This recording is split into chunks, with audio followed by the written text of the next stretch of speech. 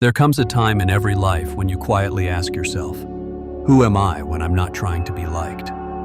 We spend years, sometimes decades, molding ourselves to fit into spaces that were never designed for who we truly are. We learn how to smile at the right moments, say the acceptable things, wear the mask that causes the least resistance. We hide our edges to avoid rejection. We quiet our truths to keep the peace. Not because we're dishonest, but because deep down, we're afraid. Afraid of standing out. Afraid of disappointing others. Afraid that if we reveal our real selves, we'll lose love, approval, connection. But in that very hiding, we begin to lose something much greater: ourselves.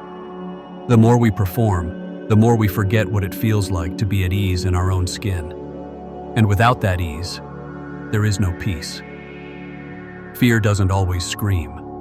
Sometimes it whispers. It says, "Don't say that. They might leave. Don't wear that.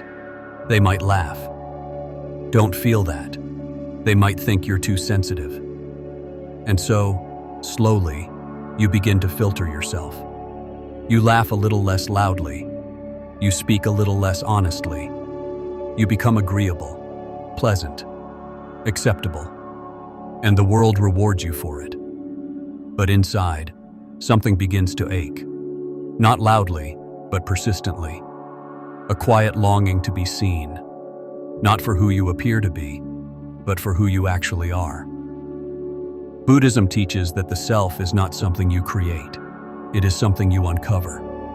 When you stop grasping for identities that others hand you, your real nature gently returns. It doesn't shout. It doesn't demand. It simply waits, beneath the noise, beneath the conditioning, beneath the fear.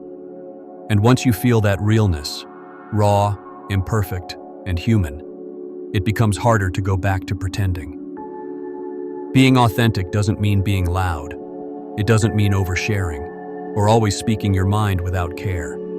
It means honoring what's true for you, even when it's quiet, even when no one claps for it. It means letting go of the need to be impressive and choosing instead to be real. You may not always know who you are, but you'll feel it when you're not pretending. There's a subtle inner alignment, a peace that doesn't depend on the room's reaction. That peace is your compass. And every time you choose to be yourself, even in small ways, you strengthen it. Most people don't reject you. They reject your refusal to match their expectations. But those expectations were never your responsibility to meet. You weren't born to be understood by everyone. You were born to be yourself, fully, fearlessly, gently. Even if that means standing alone sometimes. Even if it feels unfamiliar at first. Because what's unfamiliar at first eventually becomes your freedom. Sometimes, real growth begins not by doing more, but by stopping what doesn't align with your soul. By no longer forcing yourself to say yes when your body screams no. By refusing to keep shrinking to fit a space you've already outgrown. You've been conditioned to associate love with effort, but love doesn't have to be earned through exhaustion. The version of you that people liked when you were bending, pleasing, and hiding, that version was never the full truth. And it's okay to outgrow the survival strategies you once called personality. Authenticity isn't a moment. It's a lifetime of moments where you choose to stand in your truth, even when it costs you comfort. It means risking being misunderstood rather than continuing to feel invisible. It means releasing the urge to water yourself down so others don't choke on your truth. You'll tremble. You'll second guess. You'll feel exposed. But beneath all that fear is a quiet voice that says, "Finally, this is who I am." And once you hear that voice, it becomes harder and harder to silence it again. You've spent years trying to earn the right to exist, trying to be useful, agreeable, desirable, anything but too much. But your existence was never conditional. You didn't come here to be marketable. You came here to be real. And the irony is, the more you hide your true self to be accepted, the more disconnected you feel. From others, from the world, from yourself. Being yourself may not guarantee that everyone stays, but pretending will guarantee that you never fully arrive. Buddhism reminds us that what we seek externally, love, belonging, wholeness, already exists within us. The reason you feel disconnected isn't because you're broken. It's because you've been living through layers that aren't truly yours. Peel them back. The roles, the expectations, the approval chasing. And what you'll find underneath isn't emptiness. It's clarity. It's the steady pulse of your own being, finally free to be felt. Perfection is a prison disguised as safety. The more you try to meet its standards, the more distant you become from your own softness. You don't need sharper edges or stronger walls. You need to soften into yourself. Flaws, contradictions, tenderness, and all. The truth is, you weren't born to impress. You were born to express. And the people who truly matter don't want the polished version of you. They want the honest one. Silence is often where your most authentic self first appears. Not in the noise of performance, but in the quiet of presence.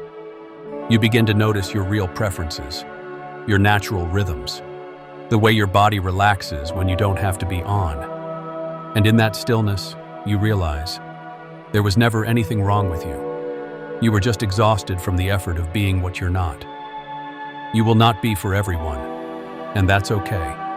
Your peace cannot depend on being universally liked. The sun doesn't apologize for shining too brightly. The ocean doesn't shrink to fit into smaller vessels.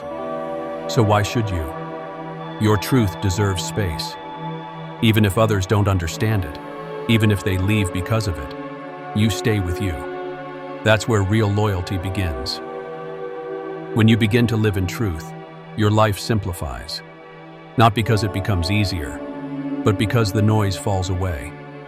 Decisions feel clearer when they're no longer made through the filter of fear. Relationships feel lighter when built on presence instead of pretense. And your inner world becomes quieter, not empty, but aligned. That is the calm that comes from finally being who you are, without apology.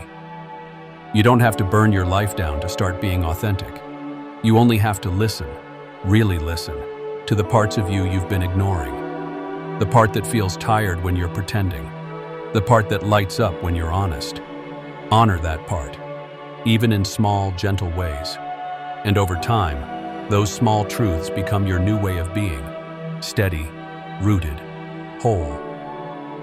To live authentically is not to live without fear. It's to stop letting fear have the final word. You will shake. You will doubt. You may even lose.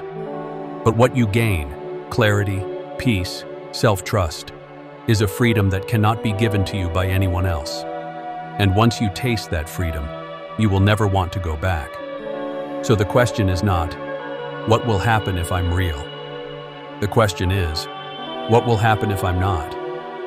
When was the last time you chose truth over comfort?